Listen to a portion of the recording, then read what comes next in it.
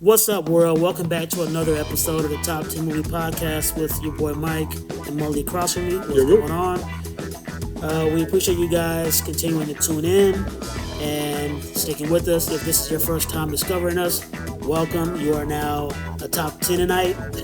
That's going to be the new phrase. It sounds like a Bible tribe, the 10 and 9. That's what I thought.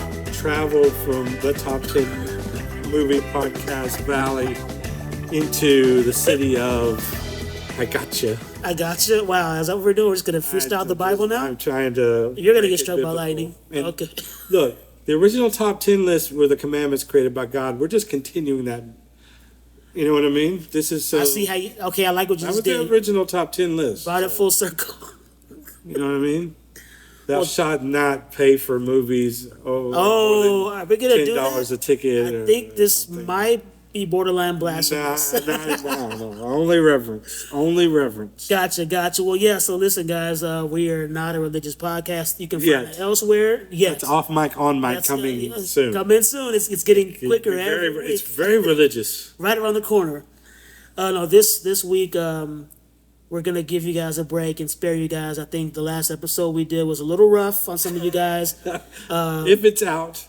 It's going to be out. Well, I'm just saying, let's not. Yeah, that's the thing. So here, guys, we've pretty much got our formula down, but there's been a few times where I've skipped order and released other episodes. Oh, that's true. And so, yeah. If that's, so to reference another one might not be great because they don't go out in order. Or it could be like a mystery that keeps the fans tuning in every week. I don't think they even care. They probably don't. They'll just see the title and be like, am I interested in it or not? Or they just love it so much they listen to everything. And that's what I think they do. We need to say hi, first of all. We should start this with a hi. Hello for those people that are listening that have reached back out to us. Good. We're starting to hear back. First of all, I can't believe anyone's listening to this that isn't friends and family.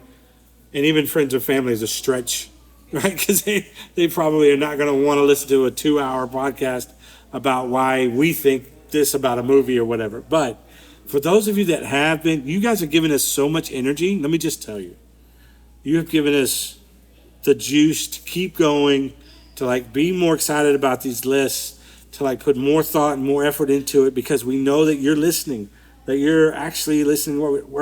I'm honestly, I'm amazed that you're listening, and that you've reached back out to us, telling us how much you love the concept. Telling us how much you love our interactions. Some of you are making your own lists. And you're sharing that with us too. Like that is so great, and can't believe that's happening. And it's such appreciated. I'm such appreciative of it. We both are, and it is like fuel for our top 10 list motors. That you guys are providing that fuel. Thank you so much. Please, if you haven't, continue to reach out and only say positive things. We appreciate it. 10 and Night gang in full effect. That's right. Move into the valley, my 10 and Night gang. So, y'all, for this week's episode, we are talking about the top 10 sci-fi movies. This is a pretty straightforward list. Nothing too complicated. I think I probably could have done 20 of these, but had I done that, I think it would have been a really watered down list. And so for me, mostly what I wanted to do was I tried to go with something like I always do, more obscure. Yeah. But ultimately, sci-fi is such a popular genre. It is. Those types of movies come out all 12 months of the year. And those movies are always dropping on all the streaming services where you really can't get away from it. And to some degree, I think you will have heard of majority of these in some form or fashion. Maybe you haven't seen them, but you've heard someone talk about it. Yeah. Or you've seen clips on television, YouTube, or whatever. So I think I have a couple that maybe are a little more obscure, but for the most part, they're going to be a little more mainstream this time. And I'm the same. I'm always mainstream, so you know me. I'm gonna pick some of the more popular movies. So you're gonna know these names. There may be a couple though that maybe you've not seen, and then you'll go out and watch because of our suggestions. Mm-hmm. So that's what I'm hoping for. Mike, one of the big things about sci-fi movies for me that I needed to define, and actually I looked up the definition and wrote it down here, because to me, for some reason, when I think sci-fi, why do I think space? I always think space. I'm not sure why that's stuck into my movie brain. Is it potentially because the Sci-Fi Network used to show a lot of space dramas, and that's where I got stuck in my mind that sci-fi means space? I think it's programming because a lot of sci-fi content, I would say probably 60 to maybe even 70% of sci-fi content takes place in space. The thing is about my list, majority of them did, well, more than half don't. So what I did was I went and looked up the definition of what a sci-fi movie is. Science fiction. Hit me. So it's a genre characterized by stories involving conflicts between science and technology. So science, technology. Sorry, I didn't complete the sentence. Let me go back and say it. A genre categorized by stories involving conflicts between science and technology, human nature, and social organization in futuristic or fantastical settings. Created in cinema through distinct iconographies, images, and sounds often produced by means of special effects technology. Man, that is a mouthful and represents an entire group of movies, way more than just space, quote-unquote space movies. So I think we're being very flexible in the way that we're defining sci-fi in my own eyes. But basically anything that's science fiction that falls under that category. So some of these I might not necessarily list as sci-fi movies myself prior to making this list, but ultimately they have sci-fi elements to them. So therefore, there may be some movies on this list that you're like, oh, that's just a good drama, or that's just an intellectual piece. That's not necessarily sci-fi, but because the definition is so varied, that I think that we can define anything that's futuristic. Obviously, it has space exploration. Anything that deals with time or alternate realities, there's just so much that could fit into the science fiction category. So I'm going to go ahead and counter everything you just said. For your own list? Yeah, for my own list. Yeah, for sure. And this is normally how it goes. Yeah. You put much more thought into your list. Oh, okay. And I try to do less because, I'm a less is more person. You're doing more instinctual, and that's part of that. I do less off mic, and then I do more on mic. You know what I said I did there? I combined the two podcasts. Why are you advertising your podcast on our podcast? That hasn't even started yet. It's a teaser, man. No, it's the podcast that we created together on this. We came up with the idea together on this podcast. We did. And now that podcast is infringing on our podcast. Well, but that could be a part of it. No more advertising. This is how it starts. See, this is how the breakup starts. No, but for my list, I didn't put that much thought and depth into it. I just thought if I'm searching through Netflix, I go to the sci-fi category. Yeah. My 10 movies will be under that. Okay. That's it. Makes sense. I started last time, which they might not hear in order, but it's your turn. So I'm going to let you have the honors to kick us off. All right. So first one for me, probably going to be the most popular on my list. Yeah. This is Inception. This is Leonardo DiCaprio, Tom Hardy, Elliot Page, now Elliot Page. At the time was Ellen Page, right. And Joseph Gordon-Levitt, and a slew of others. Man, yeah. Christopher Nolan is known for having top-tier ensembles, which, by the way, real quick, to kind of tease, I'd love to do a top 10 greatest ensembles in movies list in the future. Because this might be on there, maybe not, I don't know. But it's Christopher Nolan. He's known for his mind-bending concepts and introducing things that we haven't seen in film before. Mm-hmm. And we discussed Christopher Nolan in general multiple times on the podcast, just in conversation with ourselves, without mics. Arguably the greatest filmmaker at the moment. Just coming arguably debatable, win, yes. Coming out Oscar win, a string of very successful movies. Yeah. Well, he didn't win, but the actors won. Well, yeah, his movie. Yeah. I would just say his movie, I feel like it won. But the reason I put this on my list of what I think are the top 10 sci-fi movies is because this movie deals with and tackles elements in the dream world, dreams within dreams, and that's something I think we can all relate to. We've actually quoted this movie on our top 10 best movie lines podcast. So there's a bunch of quotes from this movie you could use that stand out. There's one in particular where Leo's character is describing how you perceive the dream, and everything in the dream feels normal, and it's not until you wake up when you realize everything that we just experienced was actually odd and strange. So even that has to do with science, which is part of your definition of what is deemed sci-fi, is it deals with the biology and the molecular structure and genetic makeup of the human brain, how it takes all this information in, because it's a supercomputer, and how it then reprocesses that information while we're subconsciously asleep, and then things starts to happen. I have wild dreams all the time, and they run the gamut of everything from terrifying to funny, happy, strange, and bizarre. But in the moment, they all feel real, and then once you wake up, you realize none of that happened. And to go even deeper into that, those types of dreams have a bleed over effect emotionally. Whatever emotions you felt in the dream, at least for me, I'll speak just for me, when I wake up, I still have those fleeting emotions that I felt from the dream. So much so that depending on what it was, I'll try to really sit and think what the details in the dream were, write them down, try to remember them, because I want to hold on to that experience that I had. Because oftentimes your dreams can be better than reality. And so that's Inception.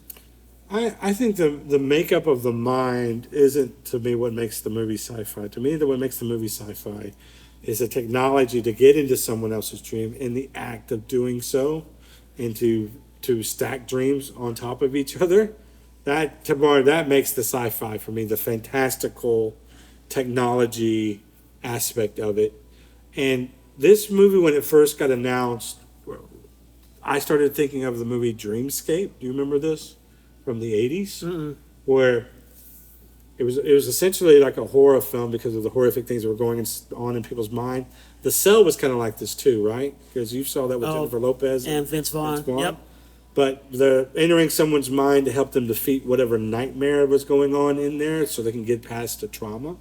That was, I believe it was called Dreamscape from the 80s. And I thought it was very similar to that it was just a venture into someone's mind in order to, try to help them. In this particular case, it's more like a heist film. Have you seen Flatliners? No, but that was with Julia Roberts and Kiefer Sutherland, Kevin Bacon. I know what they were experimenting with. Yeah, it's similar to what you're saying in Dreamscape, where they're being confronted by their past demons in a way to kind of work through it. Yeah. Yeah. But no, yeah, definitely Inception, one of the top sci-fi movies. That's the big question there at the end of the movie. So was he still in a dream, or was it reality based on what you saw the top two? Yeah, that's the big question. What is your answer? I think to me it doesn't matter as the audience, because I've read some deep dives on what the ending truly meant. Right. When he spins his top, the whole deal is if the top stops spinning, right?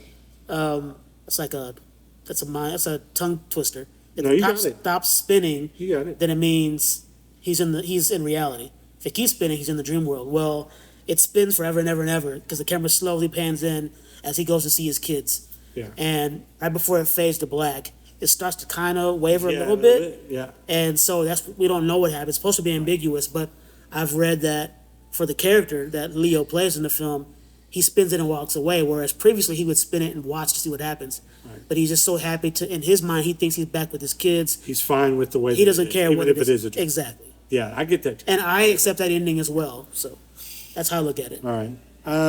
Yeah.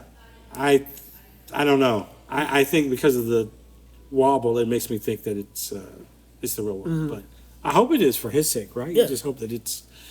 Anyway, okay. That's just the most interesting aspect of the film that people talk about afterwards. Mm-hmm. Was it really, is he still in it? And maybe that's probably a bigger, and no, it is definitely a bigger comment in our own lives. Is it better to live in the dream world or the real one? Whichever one makes you happier, maybe is the answer. My number one's fairly easy. I think it's a lot of people's one of the top movies for a lot of people. We've talked about it endlessly, so I don't have to go back into it too much. But Back to the Future for me. I meant to ask you, because I knew before I got here today, I said, I'm going to ask him if Back to the Future's on the list. And I was going to say, if he does, we need to retire this movie from being discussed after today. Hey, dude, it is my top movie, sci-fi movie of all time. It's probably my favorite movie of all time. So it has to be on the list because it's that's mine. I don't know anyone else. It just influenced me more than any other movie to love film, want to be part of film, want to research everything about it, and it was the first one of those films. I was like 9 years old when it came out, just right in my wheelhouse of being so influenced by it. The imagery from the movie, the box art, even to this day, I still think about. It's so influential on me. The probably the only reason I'm doing the podcast was because of Back to the Future and what that sparked in me. My passion for movies at 9 years old was sparked by this movie, followed by 2, followed by 3. This movie doesn't exist without science. I mean, it's so much of how this car works is explained in exposition from Christopher Lloyd's character in the movie. Again, I could talk all day about it. We've talked about it endlessly. What is Back to the Future? If you've never seen it, it's a travesty. But let's say a teenager played by Michael J. Fox accidentally travels back in time, meets his parents, and then because of that meeting, has to undo some things that he's done accidentally before he tries to get back to his own time. So that's basically what it is. It's one of the best, greatest movies ever made, in my opinion. I believe it still holds up today, despite it being made in '85. I think the special effects still hold up today. And it's, to me, that was the heyday for Michael J. Fox. That year, 1985, he had 2 of the biggest movies in the world, and I think the most popular television show, one of the most popular television shows in Family Ties at the same time. 2 most popular movies in Back to the Future, and then the Teenage Wolf movie, Teen Wolf. Right? Teenage Wolf. Teen Wolf. Horrible time. But I think there were, he had all of them at the same time. So that was just the year of Michael J. Fox. You know what I mean? So yeah, Back to the Future. Won't linger too much more on it. All right. I think the fact that it keeps coming up though in conversation on our specific podcast, I think it is a testament to how well the movie holds up. Yeah. For sure. Yeah. And how a lot of the things in the movie are presented, we're not just expected to accept at face value. A lot of it is explained. The how time travel works, how if you do something in the past, it changes your future, and having to undo those things. And they referenced it in the latest, in the Avengers Endgame. It's referenced everywhere. It's a part of pop culture forever. Yeah. So, but and also I think it is also a symptom of our age. So if you grew up with it, it's one thing. If you're just now watching it now, it's a nice reference to an older movie, an older movie that maybe you've seen, maybe you haven't seen. But yeah, they used to make rides about it in Universal Studios, that don't exist anymore. So. Well, I'm going to say it again. I don't know how you do it, but you find a way every time. No. You find a way to always, whatever you just ended with, segues into my next one. I don't know how you do it. Hit us up. Ladies and gentlemen. It's your imagination, your great imagination. No, we don't share our list prior to, when we record, when we discover what the other person has. I want to discover it right now. So it's impressive that this continues to happen. My next movie is a time travel movie as well. Okay. And it's called Project Almanac. Oh, yeah, I do remember that movie. I had to dig deep into the craze for this one because I almost forgot that I'd seen it. Yeah. And it's probably one of my favorite movies that deals with time travel. It better be. It's on your top 10. So this is about a group of high school kids. Basic premise is they try to build a time machine. The main character, he's looking at old pictures, photo albums from his dad they put together. He's no longer with the family. He's no longer alive. And as he's going through some of his old birthday photos, he sees a picture of his present-day self in his 8-year-old birthday party's photo in a reflection in the mirror. So that piques his interest. He tries to figure out what's going on. Is that really me in present day? He's showing his friends. And so he does like a little Peter Parker investigating into his dad's past and finds out that his dad was building a time machine. And so him and his friends, they complete this time machine. They start using it for their own benefit. And because they're high school kids, they do all sorts of things. They go to Coachella, which is a big festival that the kids go to. One of the female characters, she confronts her bully in multiple ways in the same moment, and the bully is flabbergasted because I just saw you and I knocked your books out of your hand, but now here you are again, you're knocking a milkshake all over my clothes. Little gags like that. Yeah. But like movies that deal with time travel always do, there's going to be consequences for playing with time. And so then it's all about how can he and this group of friends fix the mistakes, because one of the kids goes back and gets the lottery numbers. And it's like what's that ripple effect? What's that phrase? Butterfly effect. Thank you. It's that. They win the lottery, and then somehow a plane crashes. So it's like one of those things you think it's innocent. I'm just changing time for me, but it affects so many other people. So they realize how dangerous it is, and he ends up back in the place where he was in the picture in the birthday photo, and he meets his past version of his father, and then they have a conversation. And he realizes, I have to let my dad go, and I have to move on. And so it's kind of like the whole story gets the character to realize he has to just let go of the past and move forward with the future. Really good movie. I love it. And of course, because it's time travel, like Back to the Future, it's sci-fi, and they do a really good job, I think, of testing the device to see if it works. It doesn't just automatically work, which I appreciated.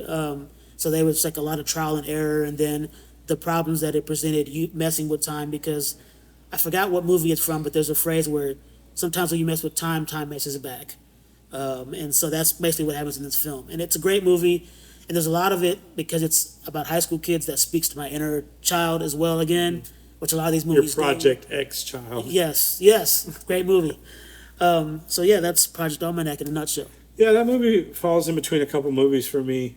It's somewhere in between Clock Stoppers, which is on one end of it, which is a more Disney-ish type stopping time movie, and then a more serious indie film called Primer, which if you've never seen Primer, I recommend it. It is kind of like it is very well known in the indie community, but handles time travel in a more serious way. I almost put that on my list. Primer, yeah. So that Project Almanac is the movie that I remember liking after seeing. Only saw once though, and so it falls somewhere in between those two for me. Okay. But yeah, good choice because that brings back. I just remember it. Like, oh yeah, Project Almanac. I need to see that again. That was good. So good recommendation. Thank you. Mine's again way too probably mainstream compared to that. Star Wars: A New Hope, 1977. It's just a one thing that Donald Glover recently came out and said, because he's making a Lando Calrissian film. It's going to be trash, but okay. Well, he wants to bring the fun back to Star Wars. And I think what he's referring to is, Star Wars A New Hope. It's certainly sci-fi, right, Star Wars. But there was an element of fun that kind of has been lost with all of the remakes and the prequels that have been made. I think lost in general, period. Yeah.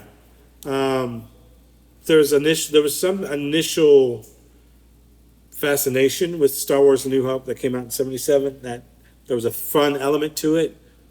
A lot of people say that Empire Strikes Back is their favorite of the Star Wars films because it took a darker turn for the second movie, and then they dislike the Return of the Jedi film, the third one, because it's more lighthearted.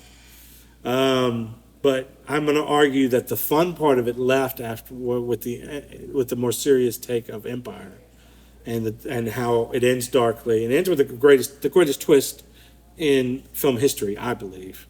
Wait, the greatest twist? Yes. Over Sixth Sense? Yes. What was the twist? That Darth Vader I'm kidding. Luke's father. Oh, you really got me, dude. I could be an actor, I think. Dude, I think, yeah.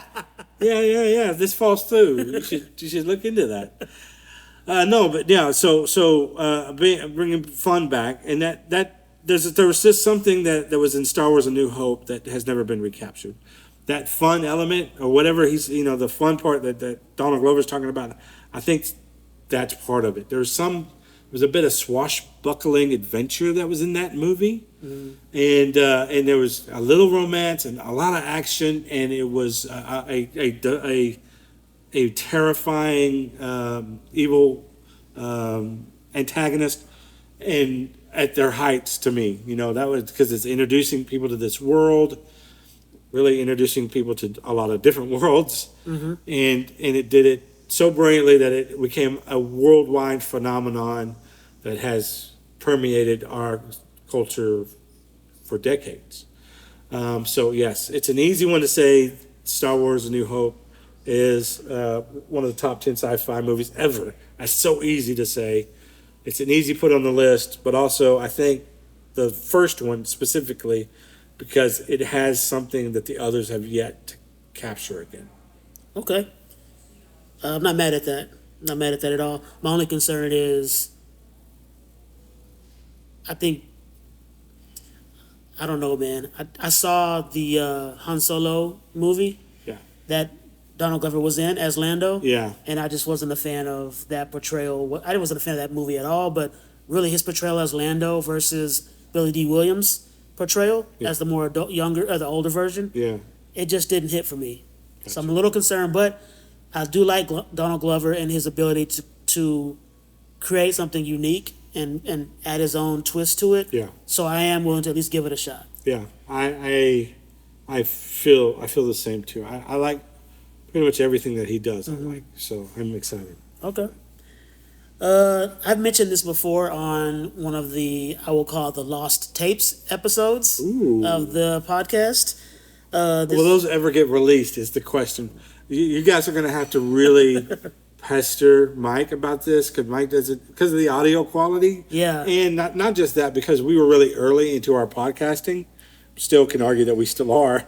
That it just didn't sound as cohesive. I guess if it sounds cohesive now, it doesn't sound as good. We weren't as good talking to you guys as we are now. That's really, we have some lists that we recorded very early on that he's referring to as the lost tapes that maybe one day will get released, but you're going to have to really pester Mike about it. So if you want to hear those, he's talked about us redoing some of those, so we might end up doing that ultimately. Yeah, that might be the better alternative, but we'll see. Time will tell. But number 3 on my list, top 10 sci-fi movies. This is a movie, again, like I said, I mentioned on some of the old episodes, unreleased, lost tapes. This movie doesn't deal with time travel per se. It's more multiverse.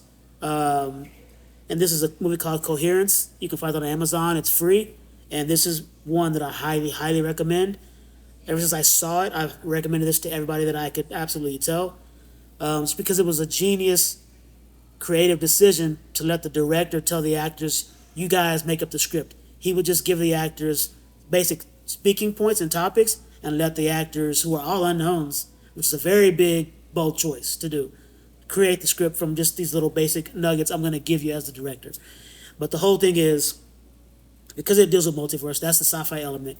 But the whole premise, Sci-fi. The whole premise is you've got this group of friends that gather together for like their weekly or their annual, like I would call it a Friendsgiving. You know what Friendsgiving is? Yeah, it's a dinner party. Yeah, it's a dinner party, and they all get together, and there's this meteor or like solar flare type thing. It's a meteor, actually. It's a meteor shower. Meteor shower, and I think that the people in this universe, they knew this was going to happen. So it's like one of those events like a full solar eclipse that we had earlier this year.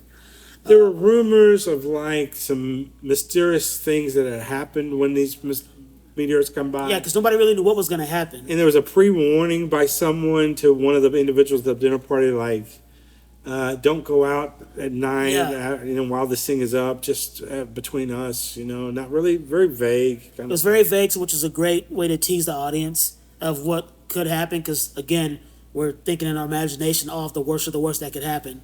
And meteor comes through, flies by, the whole neighborhood loses power, except for this house with these people in it. And eventually they discover there's a house off in the distance that also has power. But every other house in this neighborhood in between them and this other street down the way, no power. So they're discussing, well, what do we do? What's the move? And people are frantic and some people are trying to be reasonable.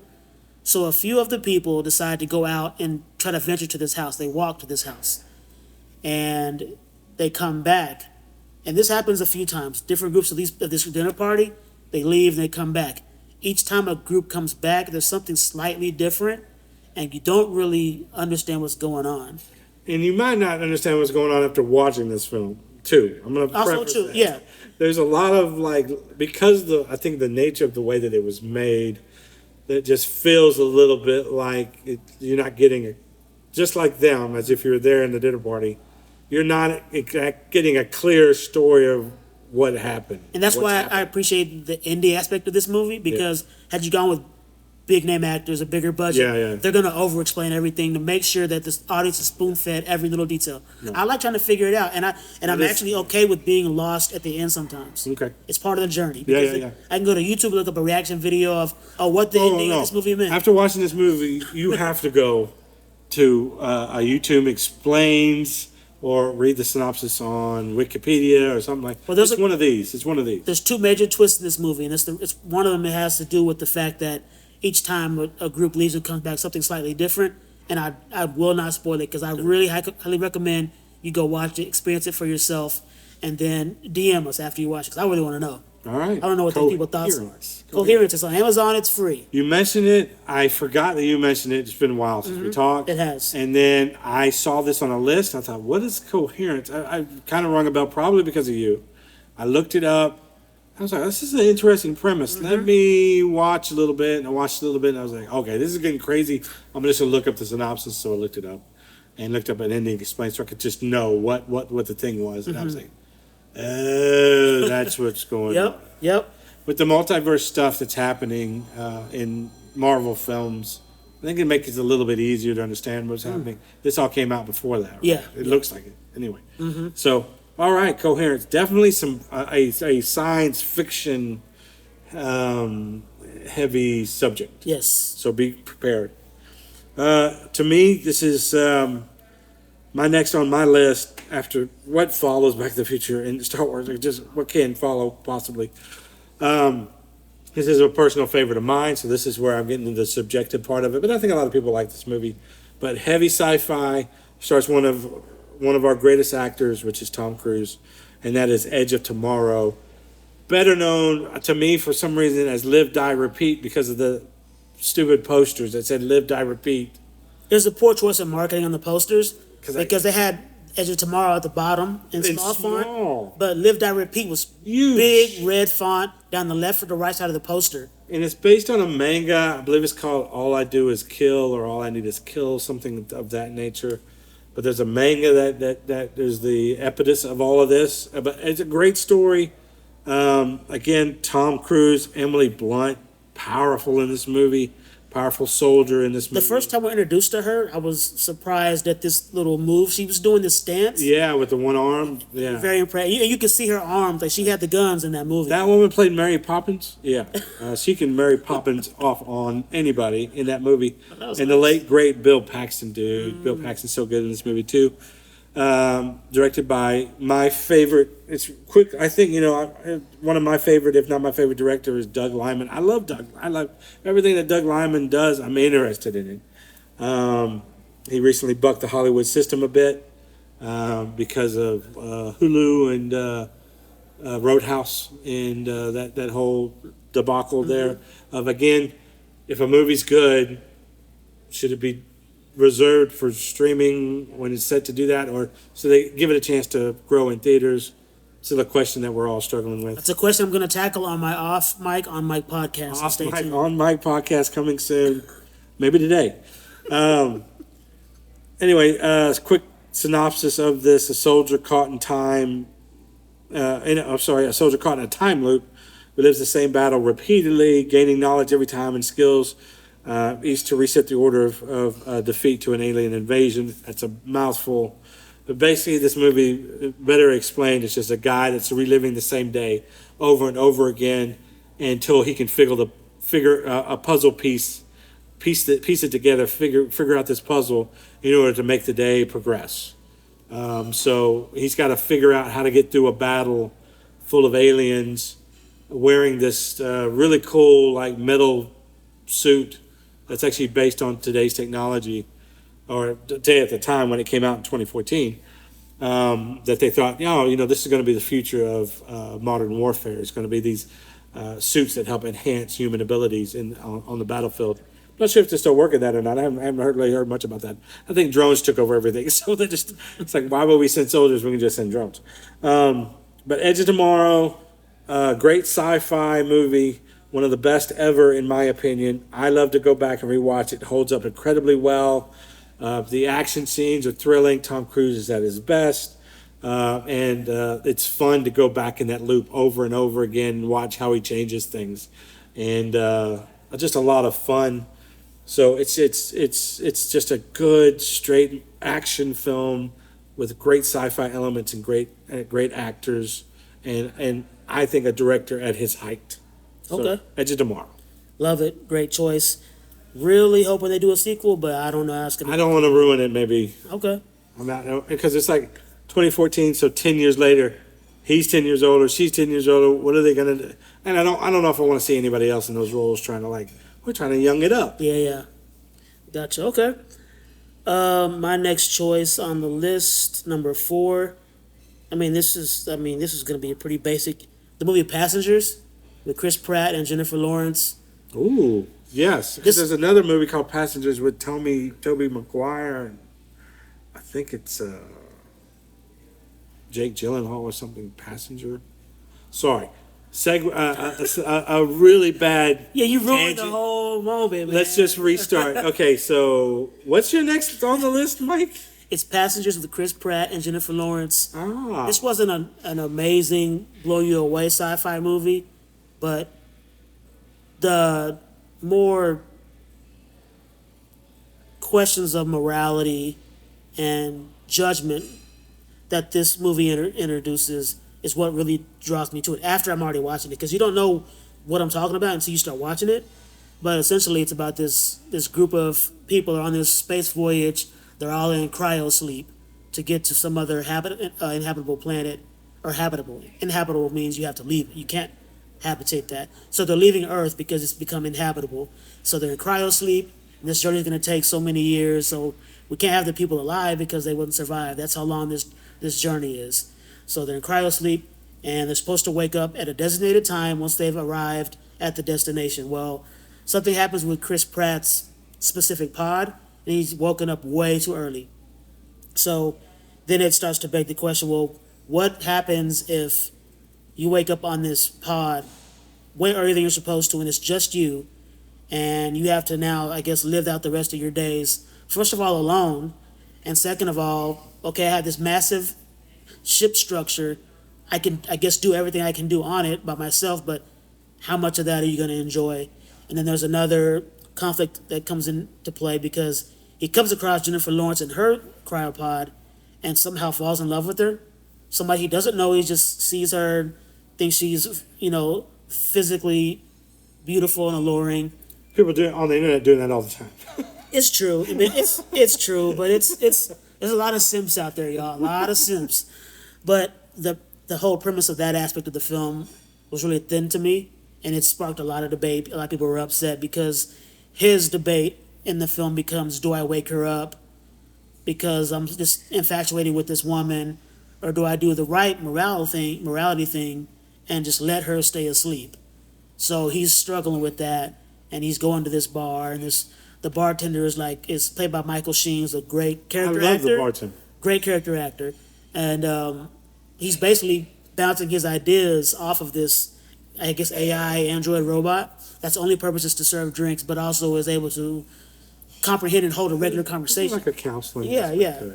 And so he's basically just muddling around the ship, fixing things here and there, and eventually he wakes her up.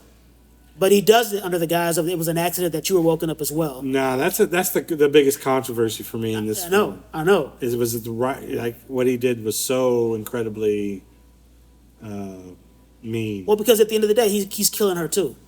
Yeah. He's killing her too. So you actually made a conscious decision to kill somebody else because you couldn't get past. Were bored. Yeah, you're bored, and it was just your own selfish emotions got ahead of you. Yeah.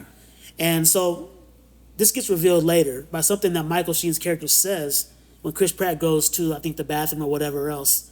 And that scene is great. The tension's on high because you see the look on her face change, and you realize this guy woke me up early, not by accident, but because he was being selfish. And she's starting to process what that means for her as a person. And then there's a very thin, now we have to come together and get over our differences to fix the ship from exploding and killing everybody else. Right. And I feel like there just wasn't enough time to deal with both things. Yeah. But it's a spaceship. It's a sci-fi movie because you talk about cryopods. I would love to buy a cryopod and let me sleep days at a time, and then wake up every Saturday. Sleep Monday through Friday, wake up Saturday, do my weekend thing, back to sleep. It's basically what bears do, but in a more technologically advanced way. Yeah. You want to hibernate? I want to hibernate. I think I don't want to. I'm not trying to criticize your choice. No, please. I mean, I want to know your response to, because if I'm remembering it correctly, I think this movie suffered from a couple of misfortunate things. One, how clean it looks. The budget was there's something about it that's so clean to try to wrap this serious. What I think is a very that choice that he made for me is the most controversial thing in that movie, and clearly it doesn't paint him in a very good light, and made me change my entire feeling about him after he did it. And he never was able to redeem himself to me, so he lost me as a viewer when he did that. Yeah. Just his character, not the person, Chris Pratt. And that the fact that how the movie ends, how it ends with the resolution that it does, and how they get to where they're going, and how it is, how the ship has changed in the space of that movie. I felt a little still didn't validate the choice for me that he made. The other thing I think it suffered from was two stars on the rise that they try to take advantage of the height of their stardom with.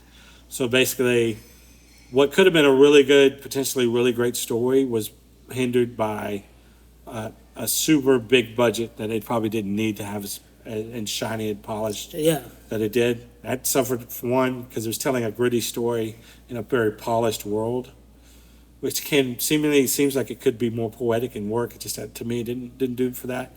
But also that it was just trying to take advantage of the stardom hype train for those two. Well, I'll give you two more reasons, I think. Oh, hit me up. I think those two are perfect. Valid? Yeah, but these are just an addendum. 3, it came out, I think, at Christmas. Not really the kind of movie. Yeah. Not a typical Christmas type film. No.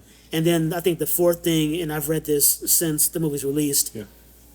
A lot of people are saying online that this movie would have been a little more effective and it would have helped the overall success of the film had they started the movie with her waking up. Oh, yeah. And then we get the reveal later on That he did it. I think it would have been more effective.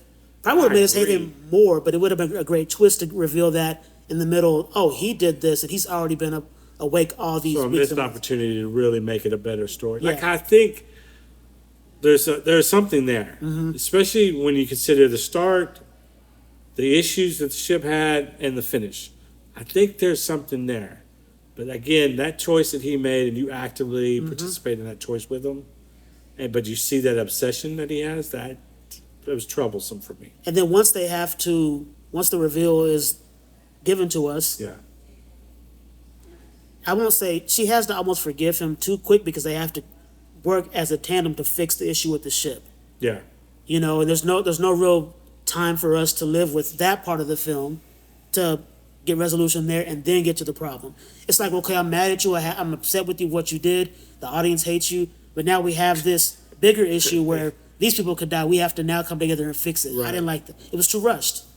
And it maybe it was just, maybe it was, when they read the script and the way that they approached it, they thought, well, because I have just a notion that once you're making a film and you're in it, you can't see it again from the outside. You can't watch it with fresh eyes, right? So they're in it, they know the story, so they might have thought it was a great lesson in forgiveness. Well, something you said... but they didn't give us, the audience, time to do that. Right, it didn't. Or his actions to us didn't justify still the real poor decision he made.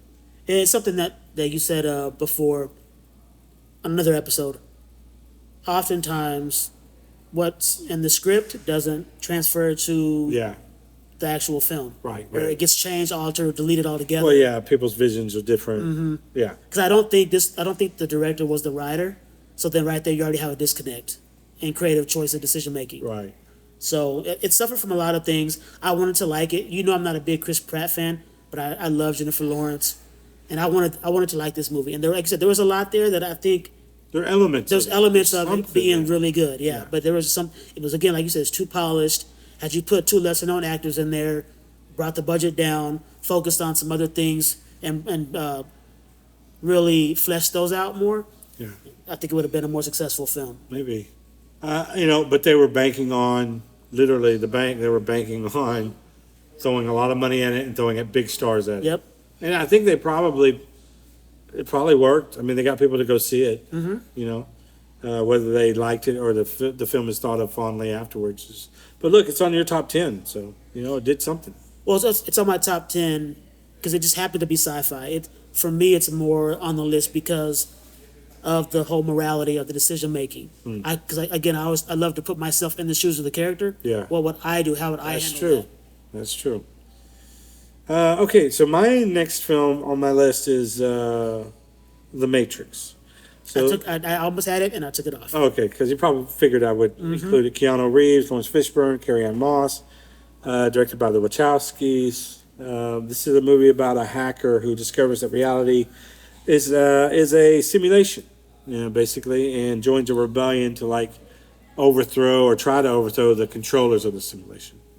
But this movie, again, I don't know why this movie is right in my wheelhouse. And I forget why I didn't watch it when it came out, premiered. But I remember watching this movie in a theater by myself because it had been out for a while, midday. And it being one of the rare times in a movie that I felt it was life-changing. Like it was that impactful. That I remember sitting through halfway in the movie and going, this is amazing. This is everything I hope for a movie when I watch a trailer and hope that it's going to be awesome. This fills every bit of that and more. Like it's the reason I go to movies. So it's exceeded expectations. Way more. Yeah. And holds up very well. And still, I think it's just, I'm not a huge anime guy, but it was anime in real life. And I was in. I was so into it, as a lot of people were. I don't know why it took me so long to get onto the train with that. Maybe because of a movie called Equilibrium with Christian Bale that had come out previously. They were trying to take advantage of a similar aspect. So that came out after The Matrix. Was it after? Trying to capitalize off of The Matrix. There's something else I'm thinking of. But yeah, there was something about this movie that made me think that it could be crazy, I guess. So I wanted to see how the audience reacted, I guess, to. Let me ask you this. Did you see it more than once in theaters? I think because it was towards the end of a run, probably not. You missed it. Okay. I saw it twice. But maybe. But see, you're more. You have a bigger propensity of doing that than me.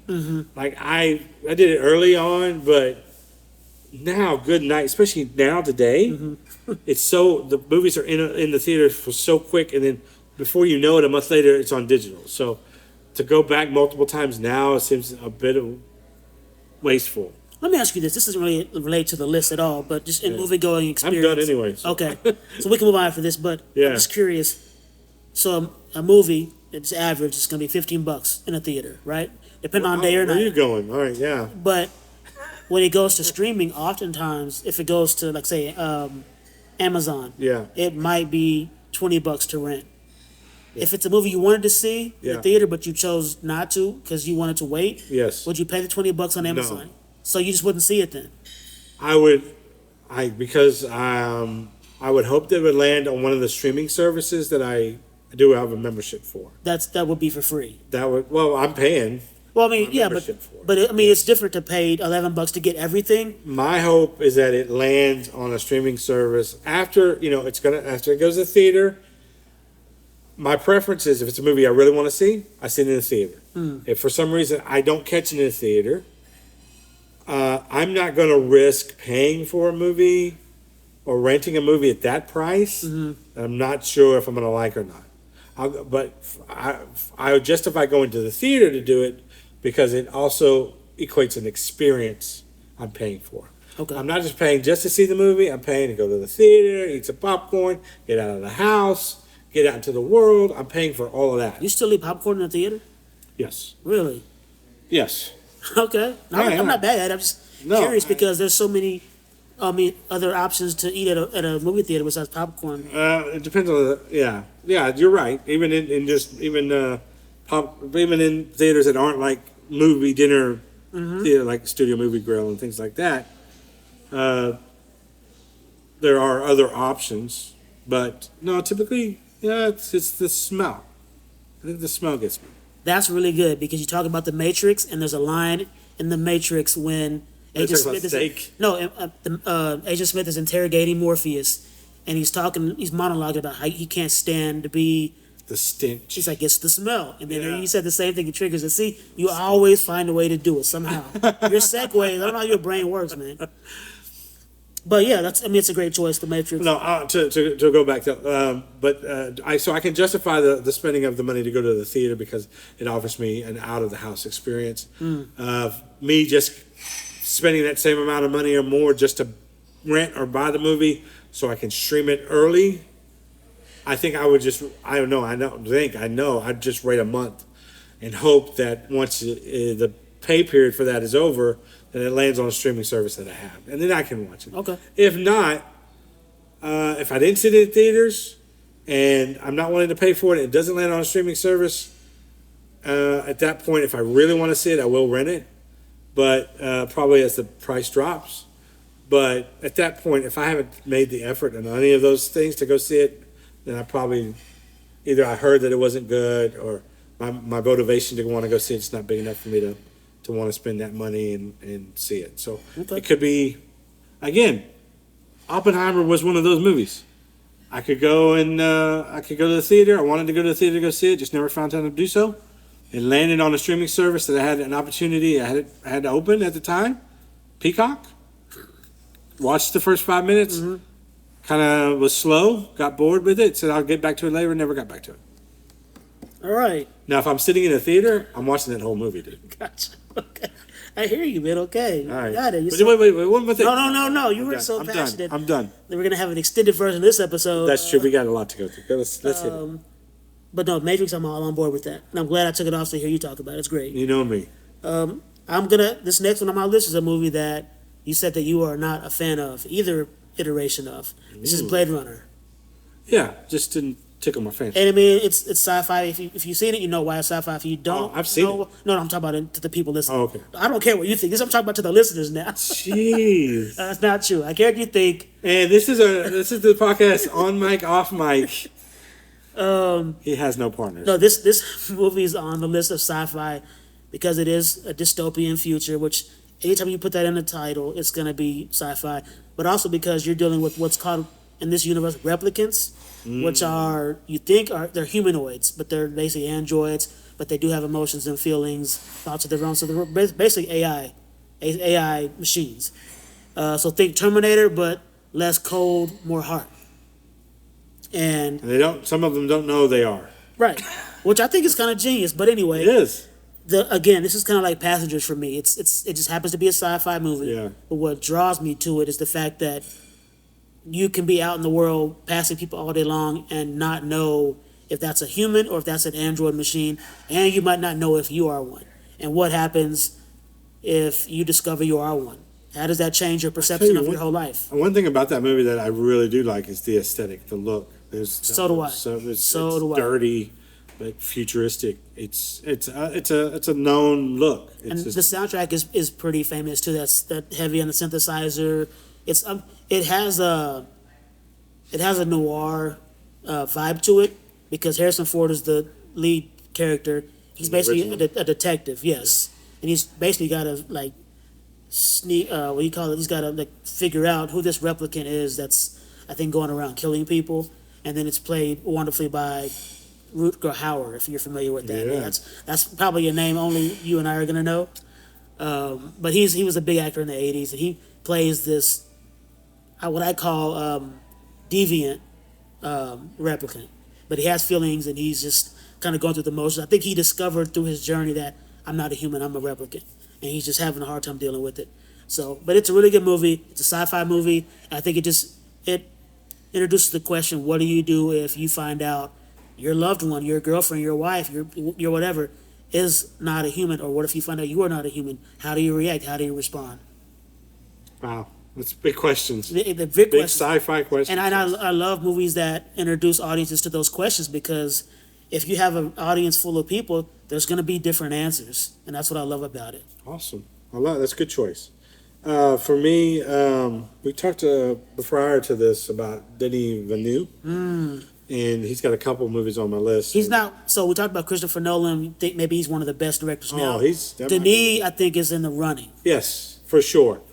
I don't think he has as much lasting success as Chris Nolan.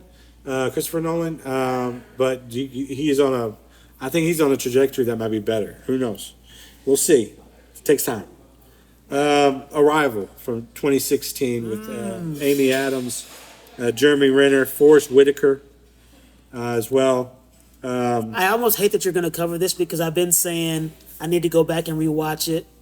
But now you're going to cover it. It's going to make me not want to see it anymore. Oh, well, don't. I'll just lightly touch on it. Yeah, no, do it. A pause, but okay.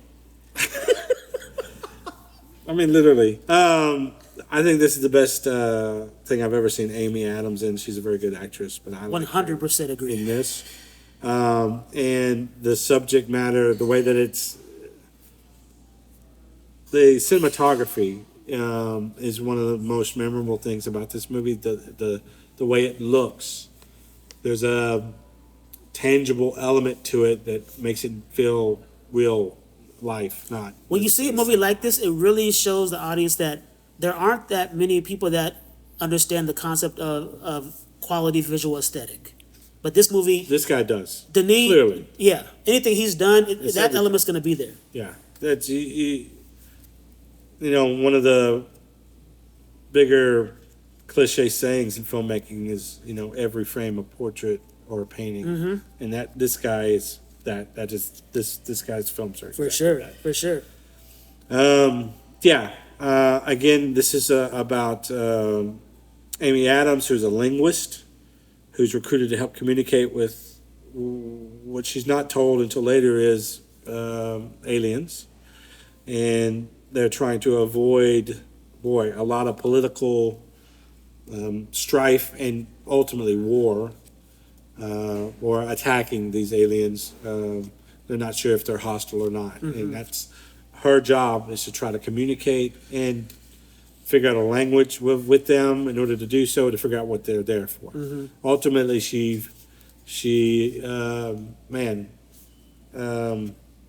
there's some foreshadowing in this film that's amazing. Really well done, and the explanation of what she's seeing early on and the flashes she's seeing, and the way they explain that by the end is really good. It's genius. It's smart. It's one of those rare intellectual movies that doesn't require a repeat watch. I agree.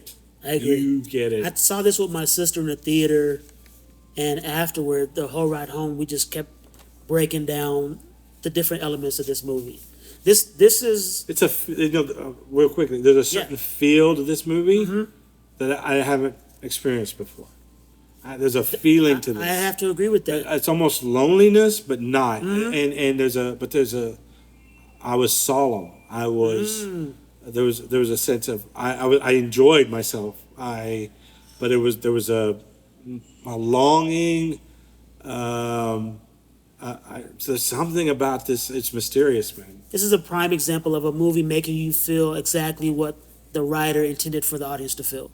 He did. That's what he did. But I think it's more about the actual execution, the execution, the pauses, the way that the water sounds by our house, the introduction of the ship in the clouds, the way it hits the horizon. There's something, man, that's so elemental about this film. The production aspect of this film, it's patient. Like, it lets the moment breathe for you to take it in. The size and scope is, even though the size and scope is huge, but like you said, you feel isolated, you feel alone. It's an intimate moment. Intimate. Yes, that's the word. And it takes what you think is an alien invasion movie and flips it all the way. It is. You're seeing it from her point of view, but you're seeing you're riding on this ride with her in a way that's even inside of her own mind, which is crazy. Yeah. Crazy good.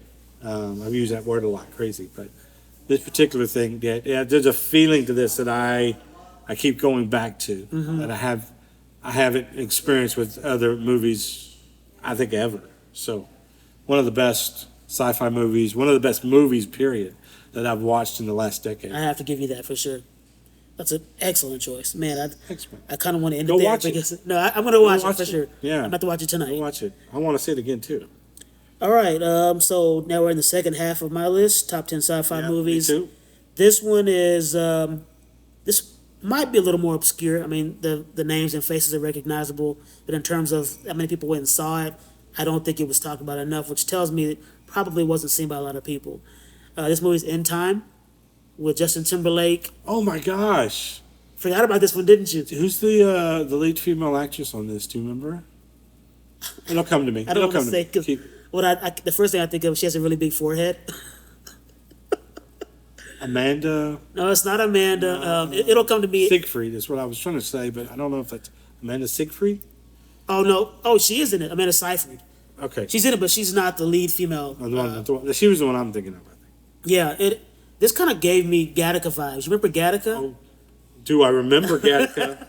It's on your list? No. Oh, you had me excited for a second. I know. Because I almost put Gattaca on here, but then I didn't because I don't remember a lot about it. But it made me think of In Time, and so I remembered that somewhat better. But the whole premise is the currency in the future is time. It's not money. So you go to work, you get paid in time. In minutes of your life. In minutes of your life. So, yes. For example, there's a section of the film where Justin Timberlake's character infiltrates high society.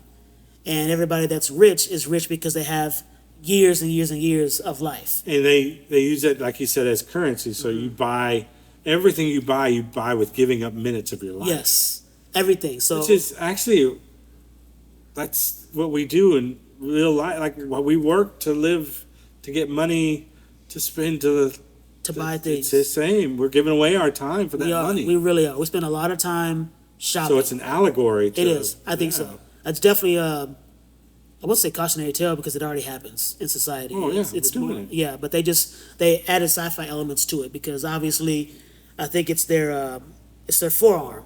Yeah. As you can see how much time you have left in your life. I think it's the inner forearm. At the inside, because they have these little machines you can like put to your wrist and it'll give or take away more or less time. Ooh. And that's how these guys are getting paid. And Justin Timberlake's like a blue collar worker, barely making ends meet. And in the very beginning, we meet him. He's clocking out, and he's in line, and he's getting his pay or his hours for his day's shift. And he realizes, hey, this is less than it was last week. And he's like, well, quota went up. Is what the guy tells me. So it's a lot of relatability in real life in this movie, but just the concept of currency being time versus money. It's a great. I don't know about the execution of the movie. Yeah, it's not the greatest concept movie. Is killer. 100%. I mean, literally.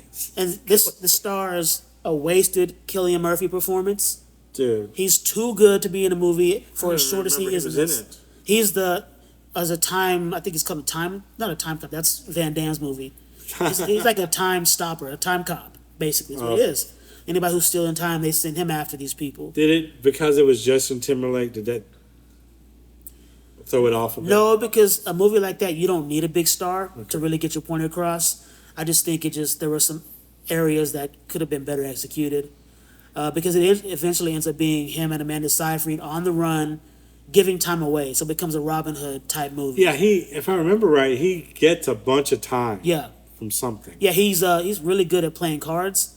And so when he infiltrates high society, he gets to this high rollers table, and he's playing cards for time, and he ends up winning all this money, all this currency, all this time. Yeah. Because it was given to him by a guy who realized what's really going on, and he gave him all this time. That's how he was able to infiltrate. Right. The way that he got the time, though, the one who lost the time. That was Matt Bonner was the actor, by the way. Yeah. He got a nefarious way that he got the time. I forget. And then the other female actor I was mentioning, Olivia Wilde, which is weird because Olivia Wilde plays Justin Timberlake's mother, which is really jarring to look at because they're not far off in age. Yeah. And there's a scene in the beginning where he's supposed to have picked her up from work, and he's later delayed somehow, and they're running toward each other before her time runs out because he has time to give her. That's right. And right as she times out, they call it timing out when you expire, like she falls into his arms. And then there's a really bad scene of him bad crying, and then the next day he's basically over it. Now I didn't like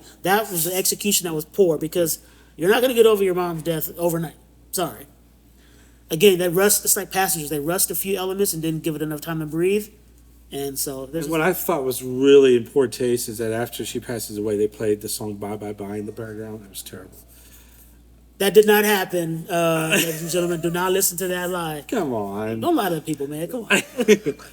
All right, so dude, I forgot about that movie. I'm glad that you brought it back up. Yeah, because I remember that. Okay, starting the second half of my list, really quick. Top 10 sci-fi movies of all time. Our subjective list. For me, 1997's Contact has to be in there with Jodie Foster, Matthew McConaughey, and Tom Skerritt. Mike is shaking his head right now. Just because I'll let you go. I'm not even going to say All right. anything. Directed by Robert Zemeckis. Yeah, so Jodie Not one of his greatest, by the way. I love it. Okay. One of her favorites. A scientist played by Jodie Foster makes a first contact with an extraterrestrial civilization after discovering a mysterious signal from deep space, leading her on a journey that challenges her faith and her scientific beliefs. So yeah, there's this is a quintessential sci-fi movie. This is what, when you talk about sci-fi movies, Contact is at the top of the list of genre conforming. It's on a bunch of these lists for sure. I've Yeah, seen it many Contact times. is just, it's good. It's got a stellar cast. It reels you in with the mystery of the signal, and then it just continues to keep unraveling and unraveling and unraveling to the point where you think it goes to a certain point and it goes beyond. So to me, this is a movie that just keeps upping the ante every time. It's got some really great cinematography, not necessarily in the way that it looks overall, but some really tricky camera shots that are in it that are cool.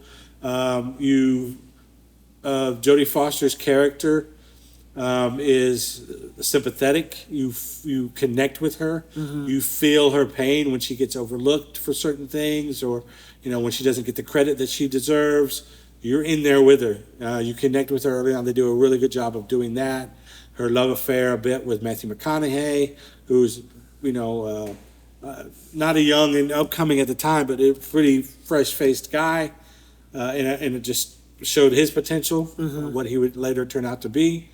Again, a terrific cast, and then it takes the idea and it doesn't.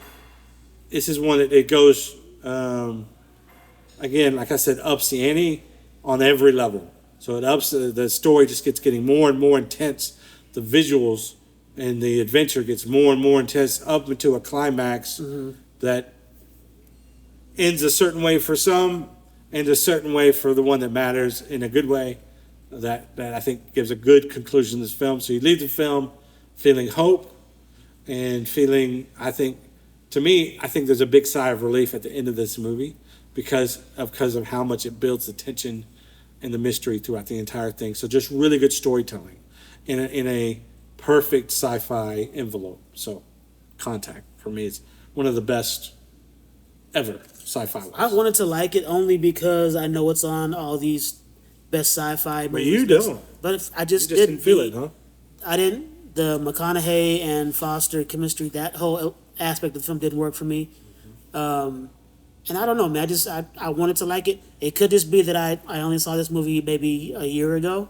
So maybe I'm just too far removed from it, because that's 27, 28 years ago. Yeah. That could be it. But there's some movies that I have to be careful to watch so far removed, because I feel like it's an unfair passing of judgment on it. Because like I said, if it's on all these lists, people are deeming it to be why it's there. They're seeing it for what it's supposed to be. Yeah. And I think I've just seen so much better since then, because technology and film has become better. It's just hard to put it up there. Yeah, I get that. I mean, that's the thing, is that seeing it at the time means you're just seeing it at the height of the best that it could be at the moment. But if you saw it 20 plus years later, other filmmakers have been inspired by it, have taken things from it, and then improved upon it. Exactly. And now you've seen it done better. So now you go back and try to watch something, and it's like, it didn't hold up for you. Hold ups for me. And I think a lot of times it holds up. Movies hold up because it is they're talking about sci-fi movies. This is perfect. Movies can be a time machine for you. Like, it can take you back to when you first watched it and relive some of those same feelings you had when you first watched the film. Matrix is that way for me. I feel that that way about that. Back to the Future is that way for me. Other movies on this list are that way for me. So yeah, I get it. I totally get it. But no, for me, Contact, it's definitely one of the top 10. All right, so you've done it now, I think, twice in an episode. You segued right into mine. Here we go. We talked about Contact with Aliens. Yeah. We're talking about Contact with Aliens again. Okay. Only this time is much more sinister. This is War of the Worlds. This is Tom Cruise and Steven Spielberg. Okay. Dakota Fanning, Justin Chatwin. This is probably one of the movies on this list that I actually say I just enjoyed it from the beginning to end.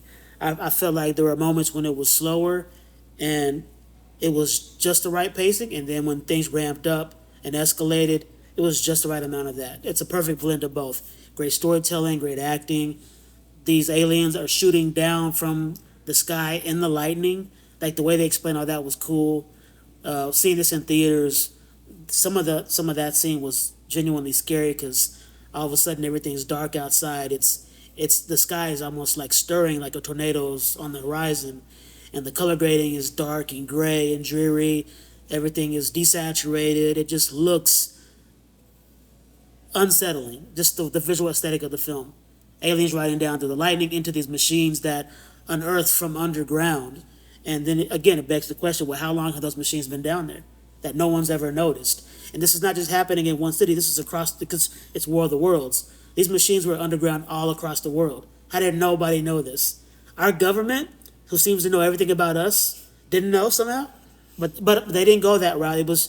They focused on Tom Cruise and his family. Yeah, just their family experience. And I actually appreciated that because it makes it more believable, relatable. You really feel for what him and his family are going through. He's already somewhat estranged because him and his wife have been divorced. So he's just getting them for like his weekend with the kids. And you can tell from right away, he doesn't have the greatest relationship with especially his older son. Daughter still somewhat sees him as, that's daddy, right? But you add in those real life elements to something a little more fantastical. Very fantastic. Yeah. Now that's a more effective way of doing what Passengers should have done. You know, you have like a real life element, but you also have something fantastical that you have to manage as well. This does it in a more effective way. But it's Steven Spielberg, so what else would you expect? But the visuals are stunning. A lot of people didn't really agree with the way the aliens were defeated. It was just because it was a different, like the environment, basically. It's almost kind of like The Happening, but the bacteria in the Earth's atmosphere was basically able to lower the alien shields. Yeah, more like Signs. Kind of like Signs. Yeah. Yeah. But I mean, for me, it was a great fun movie. Some really great dramatic moments. Acting was off the charts. Again, this was a young Dakota Fanning. I believe this is 2 years after she's in Man on Fire with Denzel Washington. So 2 back-to-back performances from her where she knocks it out of the park. Like you said, you said she was a little annoying in this movie. Times. But I mean, screaming and things there are times. Screaming is annoying to you when the kid screams because she's terrified? I'm an old man, so yeah. Oh my gosh. You're a harsh daddy. You'd be a harsh dad. This is okay. You're not going to leave me. You're going to leave me. You're going to leave. Yeah. One of the best parts in the movie is when she goes to use the bathroom. And she sees one body floating in the river and then a bunch of others. And it's the way they have the lighting shimmer effect bounce off the lake onto her face. Really great. I like Tom Cruise in it too. He's not. He's not being a superhero. Yes. He's not typical Tom Cruise. He Right. has a lot of faults. Clearly. This is a film that I did not like. This is one of the rare films where I didn't like it in theaters, but I've watched it a few times since because of the elements of it that I liked. But I didn't initially when I left the theater. I was like, meh. But again, one of the rare movies where I've watched it again and more and liked it more and more out of the theater than I did in it. Yeah, I don't know why. You don't strike me as the person that gives a movie a second chance. Not much. Yeah. So I don't have time. Too much content. There's too much out there. You've talked about how more can actually be less, though. Yeah. And it is. I think in this case it is, but there's just always something new to see. Or if I have a choice between seeing a movie that I absolutely adore and love as opposed to a movie that I hated and then want to maybe give it a second chance, it's a pretty easy choice most of the time. But there's elements of this that I really did like, clearly, because I went back and watched it again. And again, I have liked it a lot more rewatching it since that first initial experience. But something about that initial experience I didn't really enjoy too much. But I agree. It could be argued even the original with Orson Welles should be maybe on the list as well, but not really in our wheelhouse time wise. Right. Right. So yeah, good choice. Still good choice. For me, I think this is a movie that is probably on both of our list, or at least in your heart. I know it should be on the list. You might have not put it because you knew I would put it. I don't know if you knew that I would put it, but Dune. I think Dune is already on the level of one of the top sci-fi. The remake, obviously, not from the 80s, this 2021 remake. Again, directed by Denis Villeneuve. Yes, starring Timothée Chalamet and Rebecca Ferguson, Oscar Isaac. So if you've never seen Dune, shame, but also a young heir to a noble family must navigate political intrigue and survive on the desert planet Arrakis, which holds the universe's most valuable resource, space. That synopsis fails to really put a finger on what the real part of this movie is. That makes it intriguing to me. It is a young man destined to greatness by fulfilling a prophecy, basically. Yeah, and how he goes about doing that. There's a mysterious element to it about his powers and what he's available to him. But you just have a sense that this is someone who will lead revolution, and how he's going to do that, and plus to discover all the mysteries of this world. Again, Denis' ability to make things look so great cinematically is a big part of this movie. The Timothée Chalamet is a really good upcoming actor, maybe the one really respected and kind of loved and making really great choices with some of his movies. It's a guy that you would maybe, I don't know, not typically root for, but I found myself rooting for. I don't know. He was likable in the movie. Yeah, he is. And, he's like this skinny kid that, that you believe can lead a revolution. It's hard to describe this movie because there's so many fantastical elements to it. Stuff I don't even understand completely because I didn't read the books, I didn't see the original movie with David Bowie, right? Bowie was in that movie, the original Dune. I didn't see it, so I don't know. But there's all this talk about spice and trade relations and political this and the Emperor of the Universe and all this stuff that it really just throws a lot at you. But I never felt overwhelmed. I didn't either, and I felt certainly that I didn't understand what all of the things they were talking about, but I did understand Timothée Chalamet's character and what he was facing, and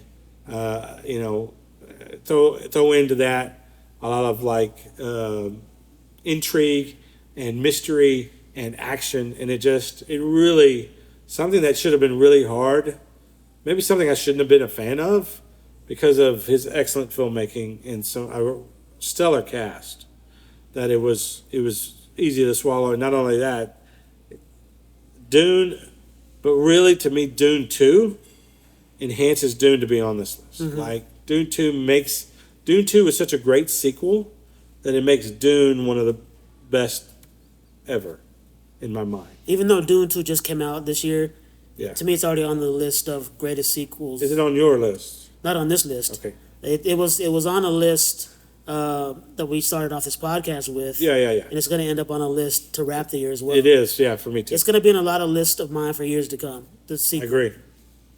I agree. Dune on the list. Excellent. I could go on about that movie for 2 hours. I love that movie, but for the sake of time, we'll move on. Sake of time. But excellent choice. Number 8 on my list, I've talked about before. I believe this is on the list because, again, it deals with space and it also deals with an alien life form. So it kind of just checks all the boxes. That checks the boxes, yeah, for sure. And this movie is called Life. This is 2017. This is Jake Gyllenhaal, Ryan Reynolds, Rebecca Ferguson, and Hiroyuki Sanada. Hiroyuki Sanada. He's you would know him probably from John Wick 4. He's the samurai in the Osaka Continental that Donegan fights. That's Hiroyuki Sanada. Okay. Yeah, he's been in a bunch of stuff. Okay. Yeah, I think he's most recently in that TV series Shogun, which I'm hearing amazing things about. Yeah. So I need to check that out. A lot of Emmys for that. But, I mean, like I said, it's in space. They discover an alien life form and things go awry because what else is going to happen when you bring an alien life form that's foreign to human and human contact on a spaceship that's enclosed? It's going to kill everybody. That's exactly what it does. It's a horror film in space, right? That's pretty much what it is because I almost put Alien on here. Alien Romulus that came out this year because that's to me it should be on this list as well, but I want to keep it more obscure, older movies. Mm-hmm. So this to me is a great replacement for that. And to me, the movie kind of speaks for itself. It's about this alien life form they discover, and as they're basically trying to understand its biological makeup and DNA, it starts to become protective and, in that sense, violent and starts killing people. And as it kills and consumes, it grows in size. And so by the end, the survivors of the film are trying to get back to Earth to warn whoever they work for that this thing up there ain't here to play. It's dangerous, and they're trying to leave it on the ship. And there's a big reveal at the end that I can't say to give it away, but it's a highly recommend. All right. And then Ryan Reynolds in a very subdued Ryan Reynolds role, which I appreciate. Oh, okay. Yeah. Very opposite of his Deadpool stuff. Mm-hmm. We need more Ryan Reynolds like that, to be honest. We've talked about this movie before, so we don't have to go back into it too much. But Terminator 2: Judgment Day, to me, is one of the greatest sci-fi films ever made. Obviously, this is one of the rare cases to me where the sequel is better than the original. Not everyone agrees. I think so. Obviously, this stars Arnold Schwarzenegger, Linda Hamilton, Edward Furlong, directed by James Cameron. I really don't need to go through the synopsis. I think everybody knows this. The Terminator comes from the future to destroy John Connor, who's at this point, a teenage kid who's going to lead a rebellion against the AI that is taking over the Earth in the future, and Skynet, and another Terminator in the form of Arnold Schwarzenegger is sent back in time to protect him. So it is surprisingly, for a sci-fi film, it's got a lot of heart. Mm-hmm. There's a connection between the boy and Arnold Schwarzenegger's robot character of a surrogate father. So when he does what he does there at the end of the film, it feels meaningful. You feel like there's a sense that they are on literally a new path by the end of this movie, for a film that is so violent and has so much bad things happening. There's a sense of happiness at the end of the movie, like maybe it's been resolved, maybe it's been fixed. Obviously, the later sequels go on to tell you differently, but again, I think it's a case of where the sequels have hurt this film. The Terminator 2, one of the greatest sci-fi films ever, one of the greatest films ever, has had its polish tarnished a bit because of the sequels that have come afterwards, and have fundamentally changed the story a bit. But it doesn't still, the brightness of this movie, I don't think is dimmed all that much to say that it's not one that deserves to be on the list. So Terminator 2: Judgment Day from 1991. Gotcha. I don't really have much to say to that. It's just, to me, it's perfect movie from beginning to end. It is. It really is. It really is good. Every aspect of it. All right, second to last one from me on the list is an unknown hidden gem that came out in the dump job of the season, which is January. Mm-hmm. The star is Kristen Stewart, who every time I see her, I become more and more of a fan of her just as a person. Watching her, I love watching her interviews. She seems so self-aware of how awkward she is that she kind of embraces it, but she doesn't use it as a crutch. I've heard you talk about her before. Yeah, she just seems like a normal person. She's not caught up in the glitz and glamour of Hollywood. She sees herself as a regular person. She has been open about having anxiety and being uncomfortable in situations where she has to talk one-on-one with somebody. And to me, there's a she's just real to me. She comes off as genuine and authentic. Whereas you watch some other actors in interviews, and it seems like they're still acting for the camera. Oh yeah. And that makes me just appreciate her, and then watching her on other roles. So she's the star of this movie. It's called Underwater. I know you did not see this. This is a monster movie with huge horror elements to it. So it probably wasn't even on your radar. But like I said, it came out in the dump job of the season, so this is January. But I like movies about deep water because I have a fear of water. So it's weird that I would dive into a movie like that. But I like to be scared. It's like an adrenaline rush for me. And it just makes me feel alive, which is strange, but that's kind of what I think a lot of people who love horror films would also agree with.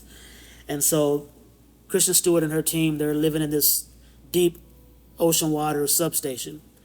And the day starts like any other day, but she notices a leak, and sure enough, everything starts to go haywire. The cabin pressure busts through, water's flooding everywhere, people are dying, and they have to make it to this other ocean station they're on the bottom of the ocean floor.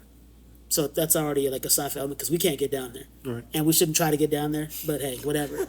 Because I'm sure whatever's down there is scary. So they're having to walk the ocean floor to get to this other station. And along the way, they start to realize, there's these creatures out here just floating around, killing people, and they look scary. And the way they shoot it, like it looks very dirty and grainy, so it's not clean and polished like Passengers is. It's almost like, well, did I just see something in the distance? I can't quite tell. There's a lot of debris. And so you feel like you're right there with this crew trying to make it across the ocean floor. And when they finally get there, it's covered by these tentacles that look freaky, like a massive squid. And you realize as you get closer to the tentacles, it's just millions of these little bitty monsters that have been floating around. They're all dormant. So they're having to like sneak past to get inside. And two people survive towards the end. It's Kristen Stewart and this other person. You know what Jessica Henwick is? Did you ever watch? No. It was the Netflix Marvel show Iron Fist. Did you ever watch that? Yes. Okay, she was the number one female lead in that show. I know her. Yeah. So that's the other person who survives. In this movie, they get to the escape pods, but one's not working. So Kristen Stewart is the captain. She puts Jessica Henwick in there, shoots her out of there so she can get to safety. And she decides, okay, mine's not going to make it. I'll sacrifice because this large monster wakes up and realizes the escape pod. And so to take it out so that Jessica Henwick's character can survive, she blows up the substation, sacrificing herself. So you've got a mythological beast down there. You ever heard of the phrase Cthulhu? You know what that is? Cthulhu. What I say, Cthulhu, whatever. That's okay. Yeah. It's got a lot of vowels and consonants that don't go together. But yeah, so you're familiar with that phrase. Anybody at home that's not familiar, look it up. It's a frightening looking beast I would never want to see. But you think it's Cthulhu? That's what I think. A lot of people online theorize that's what it is. And there's even some people who theorize that this is a part of the Cloverfield universe. Now, it hasn't been confirmed by the director or any of the cast because it's not. I've actually seen this movie, so. Oh, really? Yeah. Oh, please. Take it away then, please. I didn't remember it till you started. Oh, wow. Okay, all right. And you went through the entire thing, so I started to remember it. I was like, oh, yeah, that's right. Oh, yeah, that's right. Oh, yeah, that's right. It was her. I see her floating on top of the ocean up there. Yep. Saying, where's what's her name? Where's her name? Where's she? And popping up. Okay. And this is a movie that I actually kind of wished. Wait, did she pop up at the end, like just like barely breathing, like? Maybe. I thought that she did survive. Jessica Henwick does. Kristen Stewart does not. She doesn't. Right. Yeah, because the ending is her monologuing about basically what she's about to do, and she destroys the substation and it kind of kills this monster. Yeah, but I thought the momentum of the explosion like pushed her. Oh no! She's at the bottom of the ocean floor. There's no way. There's not that much power behind that explosion to do that. I don't know. I'm thinking something else. And what added to this movie for me was my sister and I saw it together. We were the only two in the theater. Oh yeah, that'll do it. So it really helped us to immerse ourselves in the movie. We felt isolated like they did.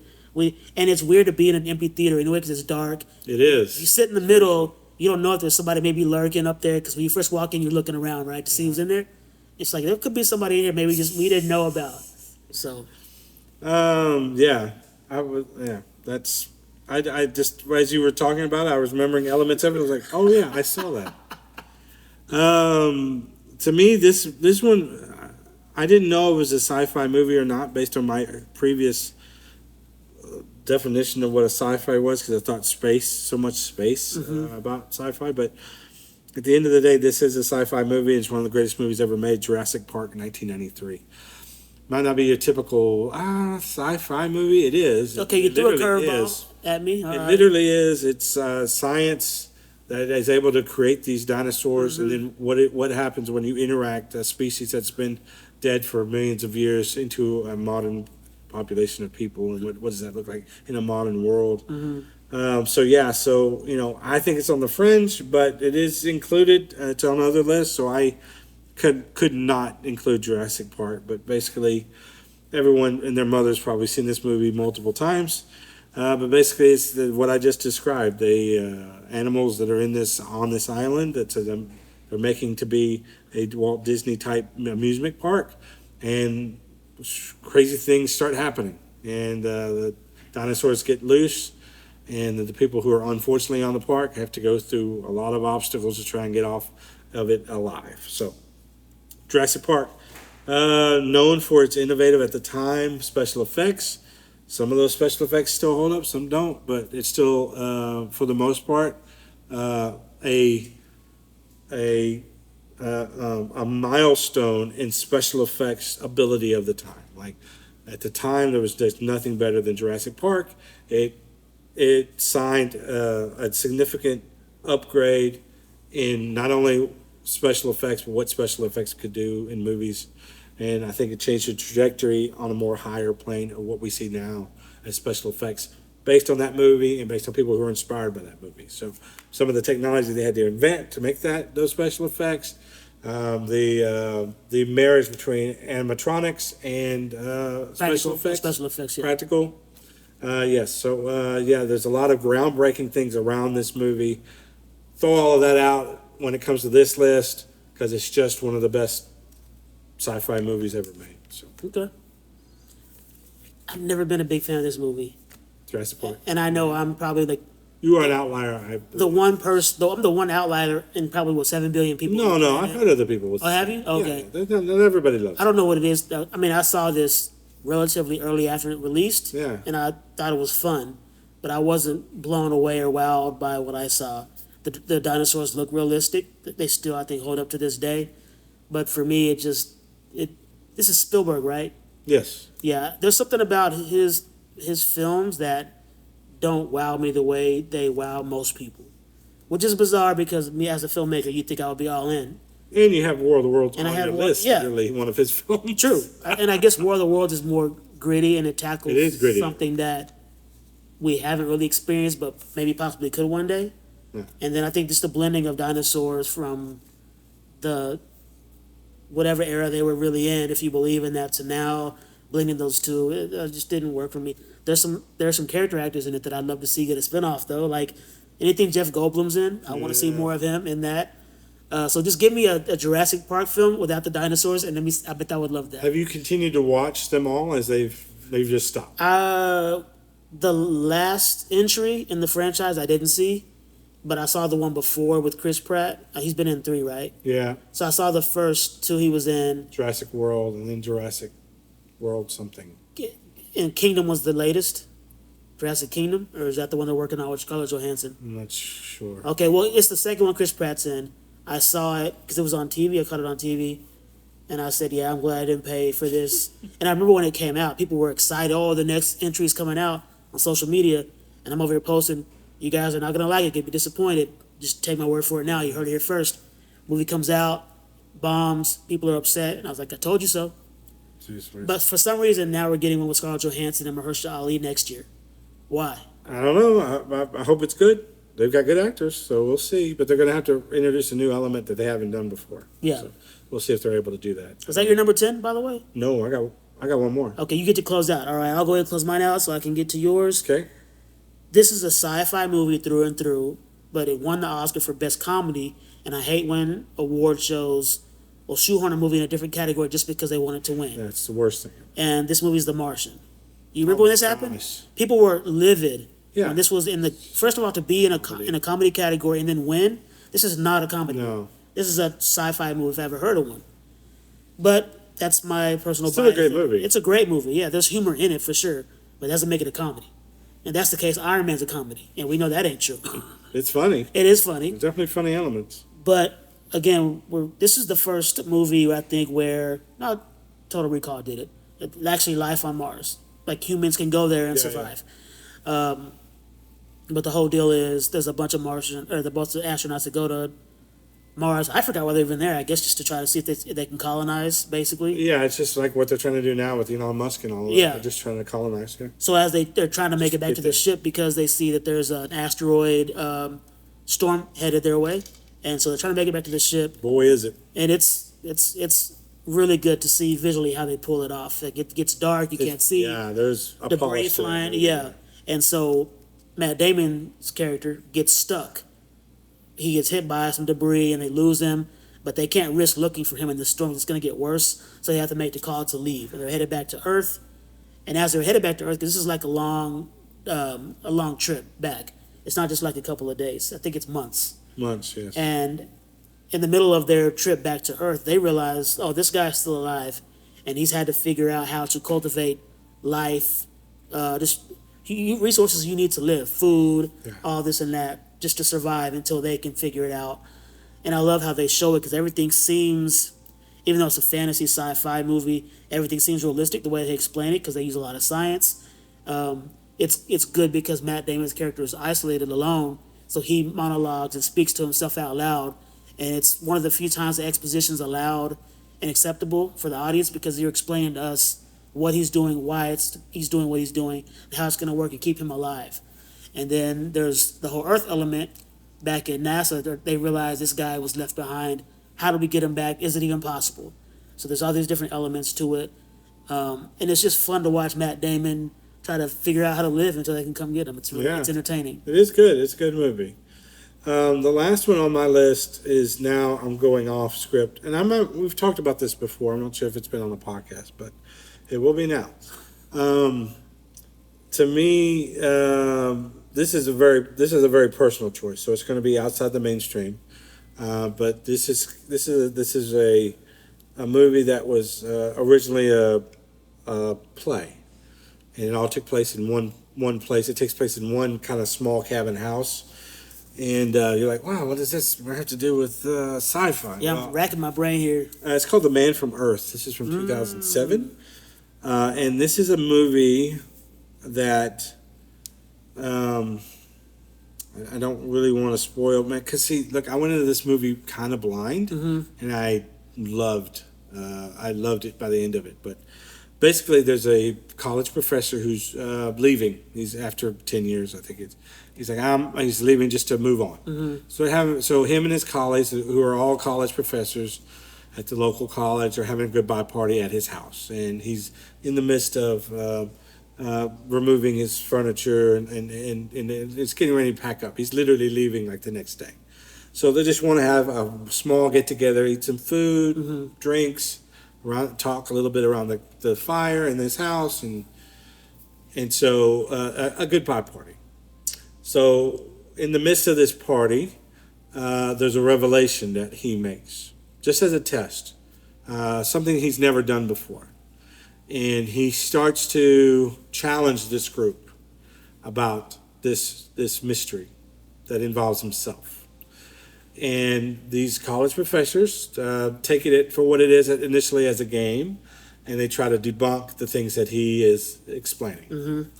And the more and more that they try to debunk, the more that he has answers for everything that they are asking, to the point where it starts to get uncomfortable for them, because what he's proposing not only changes potentially what they know about the world, but what they believe about religion and about historical figures and all. I mean, I know I'm going into a mystery here, because I just don't want to spoil it, because it's so good when I watched this movie. And part of it, my enjoyment and why it's on this list, is because I went into it with an element of not knowing what the mystery was. So, who's in this movie?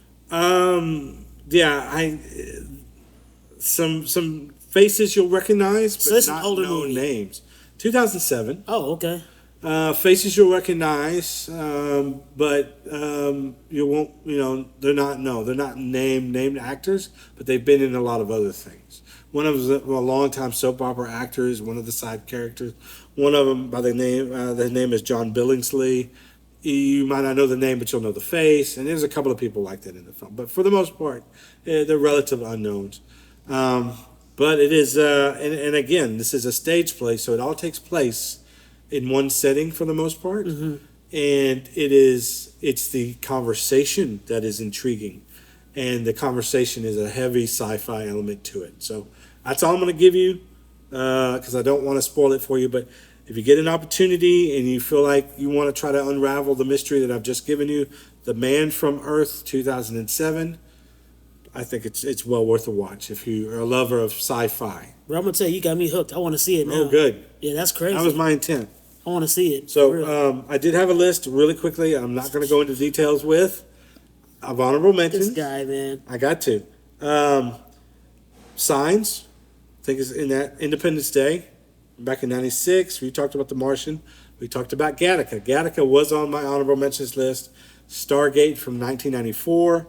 Children of Men from 2006. And then Avatar 2009. I think just worth a mention. Okay. It's some of the ones that potentially could have been on the list, but just didn't make the list for one reason or another. So that's our list of the top 10 sci-fi movies of all time, or our particular favorite sci-fi movies. What are yours? We do want to hear. We are so sure, especially with the diversity of our list, by the definition that we kind of gave, that kind of is very broad about what sci-fi is and what isn't, or what is considered sci-fi genre is not. That list, that your list is probably going to be, or potentially be, drastically different than ours.